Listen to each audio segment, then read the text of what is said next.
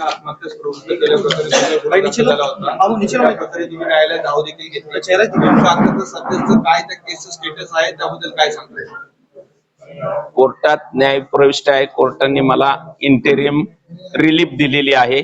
एवढंच म्हणणं त्याच्याबद्दल. एकंदरीत ह्यामागे कोण आहे थोडस विस्ताराने सांगा, म्हणजे सर्वांना समजेल. आता तुम्ही पाहिलं असेल की जे फेसबुक लाईव्ह कोणी केलं, फक्त पत्र प्रशांत जगतापलाच का गेलं, सीपीला का नाही गेलं, मुख्यमंत्र्याला का नाही गेलं, उपमुख्यमंत्र्याला का नाही गेलं, गृहमंत्र्यांना का नाही गेलं, पालकमंत्र्यांना का नाही गेलं, फक्त प्रशांत जगतापला गेलं.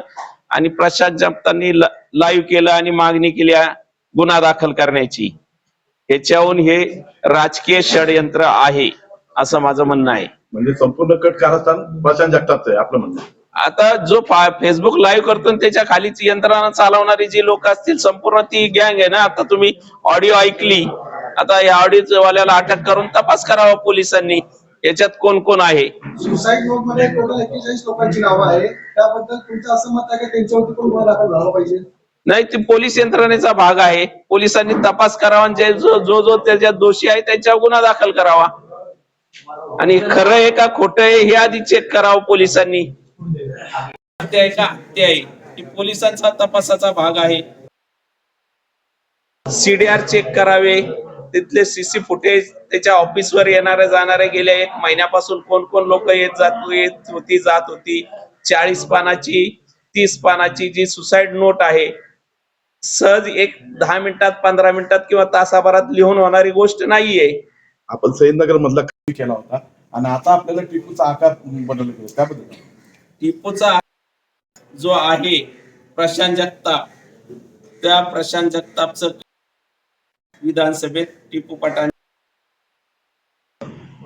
त्याचबरोबर जुलूस मध्ये सय्यदनगरचा जो जुलूस ईद ए मिलादुन नबीचा जुलूस झाला, त्याच्यात प्रशांत जगताप, टिपू पठाण बरोबर पदयात्रा काढली होती त्यांनी. तर मी त्याचा आकाच होऊ शकत नाही. त्याचा आकाच प्रशांत जगताप आहे.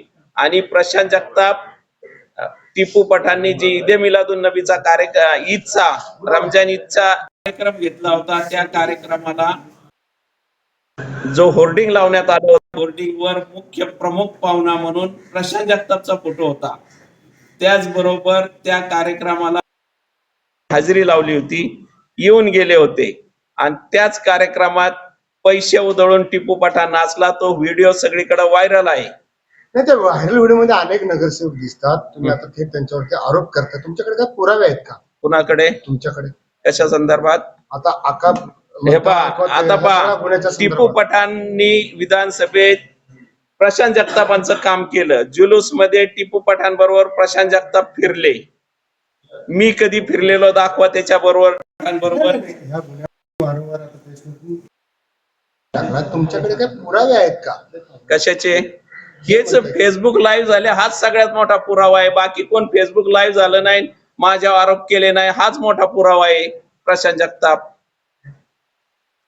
आता जे ऑडिओ क्लिप तुम्ही आम्हाला ऐकवली, त्याची ऑडिओ क्लिप तुम्ही कोर्टामध्ये सबमिट केली आहे? कोर्टाला ऐकवली. आमच्या वकिलांनी कोर्टात ती ऑडिओ क्लिप ऐकवली आणि कोर्टाने सुद्धा बेल मध्ये निरीक्षण नोंदवलं की हा राजकीय षडयंत्र आहे. क्लिप मधल्यांची नावं इम्रान शेख आणि हबीब पटेल. ऐकणारा इम्रान शेख आणि बोलणारा हबीब पटेल. आणि माझी मागणी आहे की तुम्ही ऐकलं ते ऑडिओ क्लिप, त्याच्यात अजून 2 व्यक्ती मरायला तयार आहेत. त्यांचा जीव वाचवण्यासाठी माझी पोलीस कमिशनरांना विनंती आहे की हबीब पटेलला अटक करून या सर्व बाबतीचा तपास करावा आणि मग दूध का दूध आणि पाणी का पाणी होईल.